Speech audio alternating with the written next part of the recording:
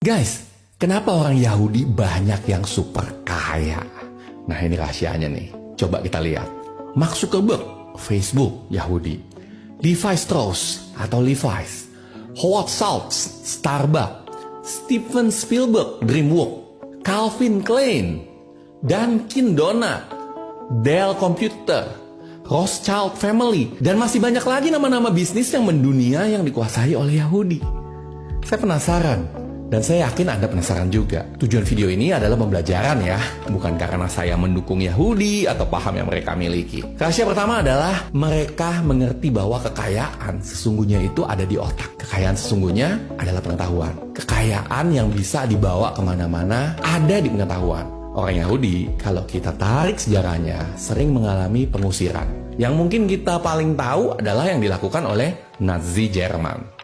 Dikarenakan itu, mereka gila belajar guys. Anak Yahudi dibiasakan membaca, ngikutin berita, dan menjadi ahli di bidangnya sejak kecil. Survei di tahun 90 menunjukkan bahwa rata-rata 70% orang Yahudi lulus college dibandingkan 40% orang kulit putih di Amerika. 20% profesor di universitas ternama di Amerika adalah orang Yahudi. Padahal populasi mereka kurang dari 3% dari total penduduk. Mereka paham bahwa belajar adalah tiket mereka untuk bisa mendapatkan pekerjaan yang lebih layak. Kalau Anda gimana? Kapan nih terakhir kali Anda belajar selepas kuliah? Rahasia kedua, take care of your own and they will take care of you. Banyak yang menganggap orang Yahudi itu pelit luar biasa. Tapi data di Amerika menunjukkan bahwa rata-rata Yahudi memberikan 4% dari pendapatan mereka untuk amal dibandingkan orang Amerika yang rata-rata hanya 2%. Tapi cara mereka berbagi agak sedikit berbeda ya. Di Amerika ketika dokter Yahudi nggak bisa bekerja di rumah sakit,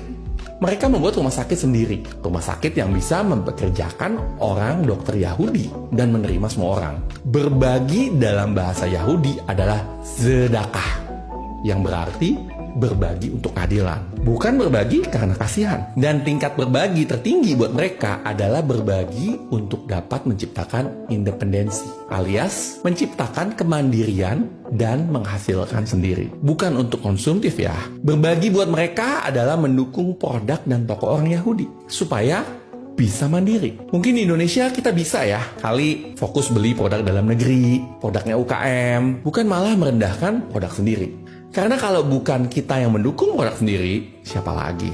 Nah, ayo mulai beli produk-produk Indonesia. Rahasia ketiga adalah chutzpah, yang dalam bahasa Yahudinya adalah kemampuan untuk bicara dengan berani. Percaya diri, penuh keyakinan, untuk meminta sesuatu, dapat meyakinkan orang dan mengutarakan pendapat. Yahudi diajarkan untuk bertanya, ini benar gak sih? Apakah ini cara yang terbaik? Apakah ada yang bisa diperbaiki? Mereka diajarkan menjadi orang yang kritis. Kemampuan bicara dan berpikir kritis adalah kunci dari sebuah kesuksesan. Jika Anda ingin menjadi seorang pemimpin dan entrepreneur, Anda perlu dong kemampuan untuk bisa nego, lobby-lobby, meyakinkan investor, meyakinkan tim dan customer. Selain itu, Anda juga harus dapat berpikir kritis. Untuk ngapain?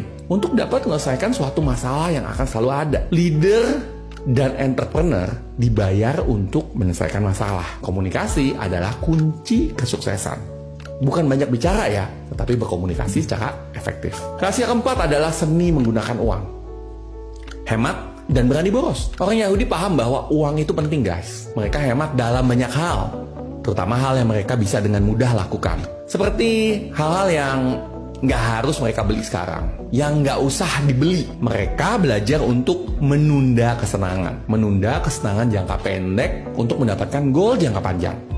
Contoh, nggak gonta-ganti HP, nggak ngafe, nggak jalan-jalan. Tapi yang mereka lakukan adalah mereka gunakan uangnya untuk investasi rumah atau untuk investasi sekolah. Nah, orang Yahudi keluar uang banyak tuh untuk biaya sekolah. Karena mereka tahu investasi di universitas terbaik akan membuat mereka mendapatkan pendapatan, pengetahuan, dan network yang lebih baik di masa depan.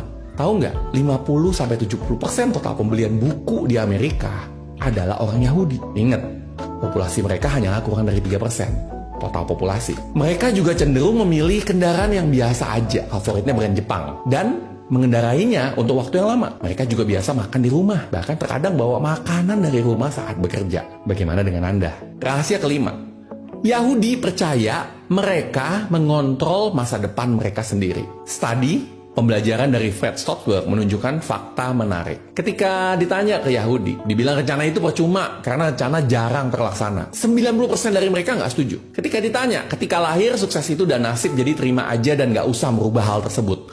98% nggak setuju. Ketika ditanya jangan berkorban dan keluar dari orang tua Anda, hidup harus ngumpul. 80% Yahudi nggak setuju. Karena orang Yahudi memang tidak pernah membatasi anak untuk mengejar pendidikan kemanapun mereka mau. Dan ketika ditanya, pekerjaan terbaik adalah bekerja sebagai bagian dari perusahaan bersama-sama. Setuju apa enggak? 54% nggak setuju. Dari pertanyaan-pertanyaan ini menunjukkan bahwa Yahudi sangatlah fokus pada achievement atau hasil dan tidak bergantung pada orang lain atau hal lain seperti orang tua, nasib, dan lain-lain. Mereka percaya gagal atau sukses tergantung dari performa mereka sendiri. Karena itu mereka sukses. Pendapat pribadi ya, saya melihat orang Yahudi itu seperti kombinasi orang Batak dan orang Tionghoa. Jago bicaranya, berani dan agresifnya seperti Batak. Dikombinasikan dengan hemat, rajin, dan mementingkan edukasinya seperti orang Tionghoa. Jadi nggak heran kalau banyak dari mereka sangat-sangat sukses. So gitu aja, semoga tips ini bermanfaat. Buat Anda yang belum subscribe, share, dan komen. Buat Anda yang merasa ini bermanfaat. Saya Coach Chandra, salam miliarder.